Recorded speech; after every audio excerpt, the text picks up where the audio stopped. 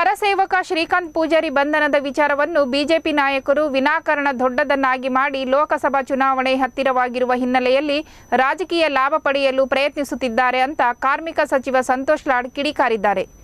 ಹುಬ್ಬಳ್ಳಿ ನಗರದಲ್ಲಿ ಮಾತನಾಡಿದ ಅವರು, ಹಳೆಯ ಮತ್ತು ಬಿಟ್ಟು ಹೋಗಿದ್ದ ಪ್ರಕರಣಗಳ ಆಧಾರದಲ್ಲಿ ಶ್ರೀಕಾಂತ್ ಹಾಗೂ ಇತರರನ್ನು ಬಂಧಿಸಲಾಗಿದ್ದು, ಅದರಲ್ಲಿ 32 ವರ್ಷಗಳ ಹಿಂದಿನ ಕರಸೇವೆಯ ಪ್ರಕರಣ ಸಹ ಸೇರಿದೆ ಅಂತ ತಿಳಿಸಿದರು. ಇನ್ನು ಬಂಧಿತ 36 ಜನರಲ್ಲಿ ಬೇರೆಯವರು ಕೂಡ ಹಿಂದೂಗಳಿದ್ದಾರೆ. ಅವರ ಬಗ್ಗೆ ಬಿಜೆಪಿ ಯಾಕೆ ಪ್ರತಿಭಟನೆ ನಡೆಸುತ್ತಿಲ್ಲ?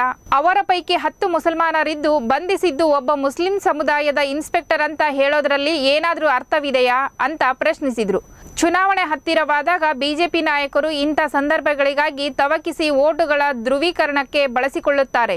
ವಿಷಯದ ಬಗ್ಗೆ ಗೃಹ ಸಚಿವ ಮತ್ತು ಮುಖ್ಯಮಂತ್ರಿಗಳು ಈಗಾಗಲೇ ಪ್ರತಿಕ್ರಿಯೆ ನೀಡಿರುವುದರಿಂದ ತಾನೇನು ಹೆಚ್ಚಿಗೆ ಹೇಳಬೇಕಿಲ್ಲ ಅಂತ ಹೇಳಿದರು.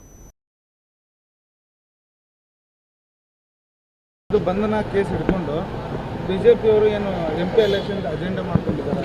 ಈಗ ನನಗೆ ಗುರುತಿಲ್ಲ ಅವ್ರ ಅಜೆಂಡಾ ಏನು ಮಾಡ್ತಾರೆ, ಅವ್ರಿಗೆ ಅಂಥವು ಬಿಟ್ಟರೆ ಬೇರೆ ಏನು ಅಜೆಂಡಾ ಇದೆ ಹೇಳಿ. ಈಗ ಟೋಟಲ್ ಎಷ್ಟು ಜನ ಕೇಸಲ್ಲಿ ಈ ಥರ ಅರೆಸ್ಟ್ ಆಗಿದೆ? 36 ಜನ ಆಗಿದ್ದಾರೆ. 36 ಜನದಲ್ಲಿ ಎಲ್ಲರೂ ಹಿಂದೂಗಳಿಲ್ವ? ಅದರಲ್ಲಿ ಇವರೊಬ್ಬರೇ ಇರೋದಾ? ಬೇರೆ ಪರವಾಗಿಲ್ಲ ವಕಾಲತ್ತು ಇವ್ರದ್ದು? 36 ಜನದಲ್ಲಿ ಎಲ್ಲರಿಗೂ ಇದೇ ರೀತಿಯಾಗಿ ಯಾರು ಲೇಟಾಗಿ ಈ ಥರ ಹಳೆ ಕೇಸಸ್ಗಳಿದೆ ಪೆಂಡಿಂಗ್ ಇದ್ದಾವೆ, ಪ್ರೊಸೀಜರ್ ಪ್ರಕಾರ ಕೋರ್ಟಿಗೆ ಪ್ರೊಡ್ಯೂಸ್ ಮಾಡ್ತಾರೆ. 36 ಜನದಲ್ಲಿ ಇವರೊಬ್ಬರೇ ಹಿಂದಿರೋದು ಅವ್ರ ಮೇಲೆ ಎಲ್ಲ ಪ್ರಕರಣ ಅಲ್ರಿ. ಪ್ರಕರಣ ಎಲ್ಲರ ಮೇಲೆ ಇದೆ. ಯಾರ ಕೇಸುಗಳಿದಾವೆ ಅವ್ರ ಮೇಲೆ ಇನ್ನೂ 20 ಪ್ರಕರಣಗಳಿದಾವೆ. ಅವ್ರ ಮೇಲೆ ಪ್ರೊಸೀಜರ್ ಪ್ರಕಾರ ರೂಲ್ಸ್ ಪ್ರಕಾರ ಯಾರ ಮೇಲೆ ಏನು ಕೇಸಸ್ ಫೈಲ್ ಮಾಡಬೇಕು ಅದನ್ನೇ ಫೈಲ್ ಮಾಡಬೇಕು. ಅಬ್ಬಯ್ಯರು ಕೂಡ ಹೇಳ್ತಿದ್ರು ಅವರಿಗೆ ರೌಡಿ ಶೀಟರಿಂದ ಬಿಡಿಸಿರ್ತಕ್ಕಂಥ ನಮ್ಮ ಸರ್ಕಾರದಲ್ಲೇ ಅವರಿಗೆ ಕ್ಲಿಯರ್ ಮಾಡಿಕೊಟ್ಟಿದೆ. ಸೊ ಇಂಥವೆಲ್ಲ ಇರ್ತಾವೆ. ಈಗ ಅದೇ ಇನ್ನು 36 ಯಾರು ಹಿಂದೂಗಳಿಲ್ಲ ಅದರಲ್ಲಿ? ಇವರೊಬ್ಬರೇ ಹಿಂದೂಗಳಿರೋದಾ? ಅಲ್ರಿ, ಅದು ಅವಾಗ ಆಗಿರ್ತಕ್ಕಂಥ ಗಲಾಟೆ ಮತ್ತು ಕೇಸ್ ಇರ್ತಾವೆ, ಕೇಸ್ಗಳ ಪ್ರಕಾರ ಹಾಕಿದ್ದಾರೆ. ಸೊ ನಾನು ಕೇಳ್ತಕ್ಕಂಥದ್ದು ಅಂದರೆ ಬೇರೆ ಯಾರು ಹಿಂದೂಗಳು ಇಲ್ವಾ ಇದ್ರಿ ಈ ಕೇಸಲ್ಲಿ? ಇದನ್ನೆಲ್ಲ ಬಿಡಬೇಕ್ರಿ. ಇದನ್ನೇ ತಗೊಂಡು ಚರ್ಚೆ ಮಾಡಿದ ಮೇಲೆ ನೀವು ಕೂಡ ಇದನ್ನೇ ಪ್ರಶ್ನೆ ಕೇಳ್ತೀರಿ, ಬೇರೆ ಪ್ರಶ್ನೆ ಅವ್ರಿಗೆ ಕೇಳಿಯಲ್ಲ. ಅಲ್ಲ, we are asking you in totality. Why should you not ask this questions to them?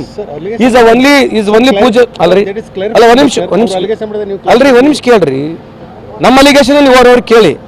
36ರಲ್ಲಿ ಬೇರೆ ಯಾರು ಹಿಂದೂಗಳಿಲ್ವಾ? ಮತ್ತೆ ಅವ್ರ ಪರ ವಕಾಲತ್ ಬೇಡ?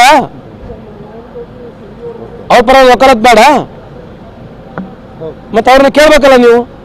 ಕೇಳಿ ಅದ್ ಬಗ್ಗೆ ಏನು ಉತ್ತರ ಕೊಡ್ತಾರೆ ನಂದು ಬಂದು ಕೇಳಿ ಪುನಃ. ರಾಮ ಮಂದಿರ ನಿರ್ಮಾಣದಿಂದ ಕಾಂಗ್ರೆಸ್ನವ್ರು ಹೊಟ್ಟೆವ್ರಿ ಅನ್ನೋ ಮಾತು ಅಲ್ರಿ. ರಾಮ ಮಂದಿರ ಪ್ರಾರಂಭ ಮಾಡಿದಾರೆ ನಾವ್ರಿ.